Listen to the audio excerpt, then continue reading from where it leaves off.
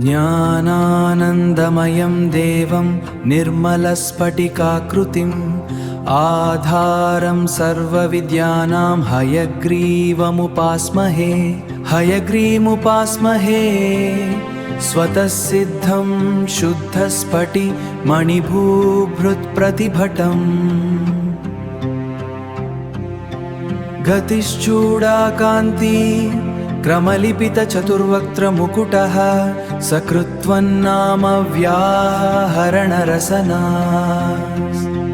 रसनाः सद्गुरुवशी कृता श्लोक्यैः केचित् कविमुदचन्द्रा जगति ते व्याख्यामुद्रां करसरसिजैः पुस्तकं शङ्खचक्रे बिभ्रद् भिन्नस्टिकरुचिरे पुण्डरीके निषण्णः अम्लानश्रीरमृतविशदैरं शुभिः प्लावयन्माम् आविर्भूयादनमहिमा मानसे वागधीशः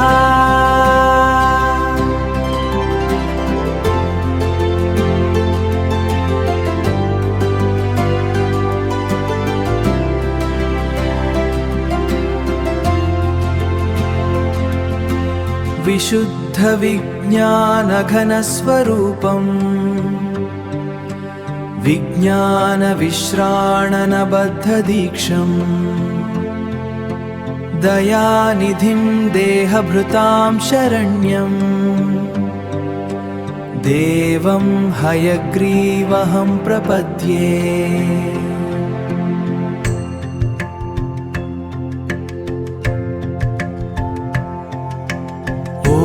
हयग्रीवाय नमः। ॐ वागीश्वराय नमः। ॐ विद्याप्रदाय नमः।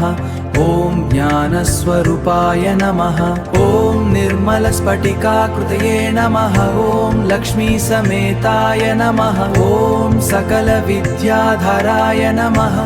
ॐ श्रीमते नमः।